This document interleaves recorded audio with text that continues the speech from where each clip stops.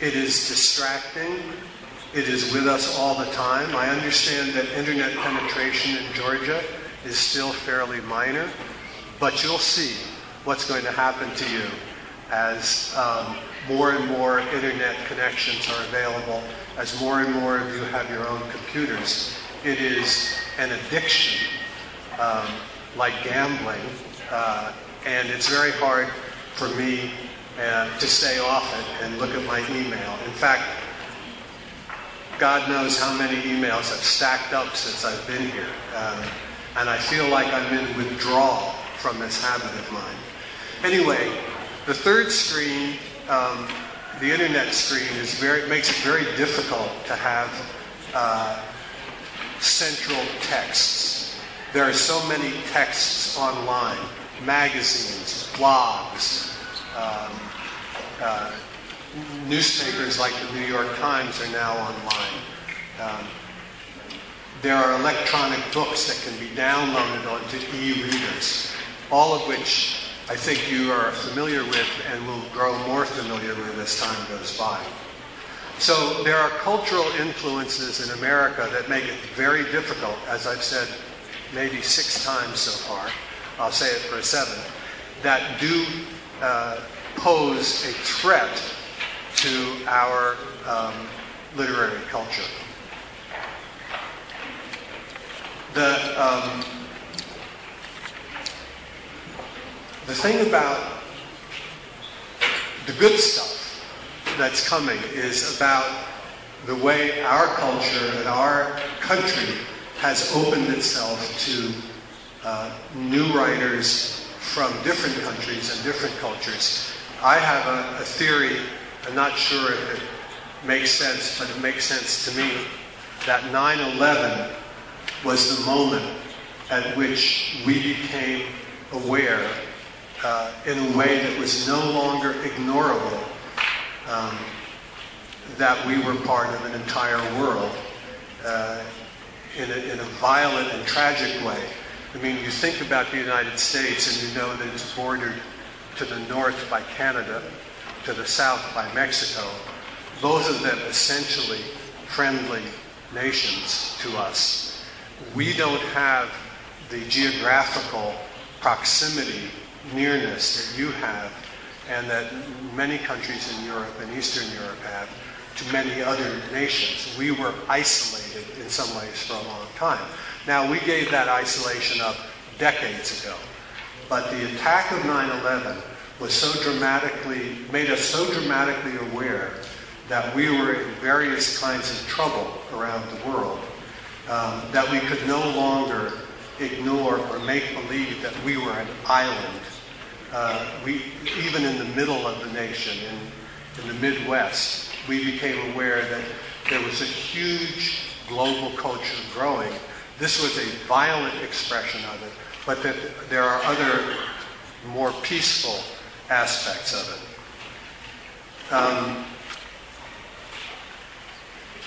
The good thing about our fiction right now, our culture of letters, is how international it has become in just the last decade, 10 years. Most of our important young writers were not born in America, which is remarkable, and it represents a huge change in the writing that we have and do. I'll give just a short list of some of the people, some of whom you may have heard of, many of whom you won't have heard of, but it might give you an example and an idea of how much more influence the entire world now has on American culture than it had until recently. Alexander Heman was born in Bosnia. He's the author of a book called The Lazarus Project, and it's about a Bosnian immigrant to America. And it's a remarkable piece of work in that it encompasses such a wide focus of international interest. Caradwin Dovey is a young woman, gorgeous young woman, born in South Africa.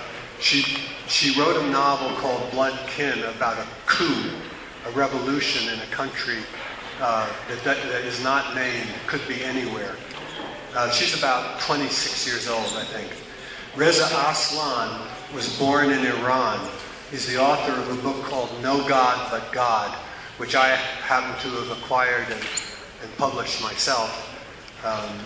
It's a history of Islam written from the standpoint of an Iranian American, and it was important in that it was, to my mind, the first comprehensive and balanced presentation of Islamic faith in our nation.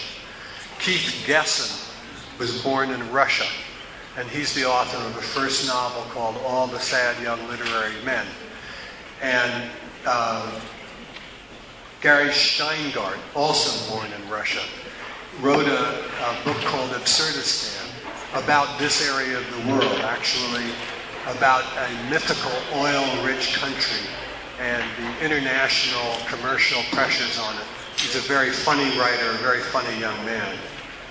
Melanie Toumani, shortened from Toumanian, she was born, I believe, in Armenia, and she's working on a book right now about the controversy about the genocide between Armenia and Turkey. Jilpa Lahiri was born in London.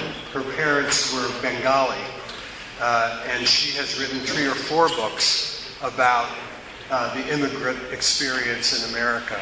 She's won the Pulitzer Prize, which is the highest literary prize that we give. Colin McCann was born in Ireland, just won the National Book Award for his novel, Let the Great World Spin. It was centered on the World Trade Center, about the guy who walked the tightrope between the 2 towers a long time ago. And it's about New York from an Irish immigrant standpoint. But again, like many of these other books, it embraces the whole world. It's very difficult now to write an serious American literary novel that is only about America. Lori Moore is a very well-known writer who writes domestic fiction, but even her work is influenced by the influx of immigrants and new voices. Nam Le was born in Vietnam. Naeem Mir was born in London. His mother was Irish and his father was Lebanese. Chang Rae Lee was born in Korea. Yian Li was born in Beijing. There's Khaled Hosseini from Iran, Nassim Nicholas Taleb from Lebanon, Dalia Sofer, whose nationality I'm not sure of, Juna Diaz from the Dominican Republic, Edwidge Danticat from Haiti, Azar Nafisi from Iran. And I bring these people up because I think they represent a trend in our letters toward an understanding that we are a member of the international community and that we cannot afford to be as exclusive and perhaps culturally arrogant as we once were. The success of PEN International, a literary group that fights for intellectual rights all around the world for writers who are put in prison, is another example of greater global awareness. So in a time of every kind of peril, and in the face of the upheaval brought on by the internet, this globalization of literature, as exemplified by the variety of nationalities who are writing important books in America and throughout the world, offers hope that the great power of storytelling will help to overcome the dangers of extremism and provincialism. The internet, I've said, is a threat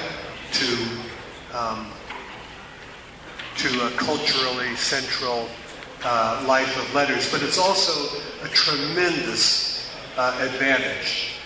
I don't know how many of you know what an e-reader is or have seen one or used one, like the Kindle.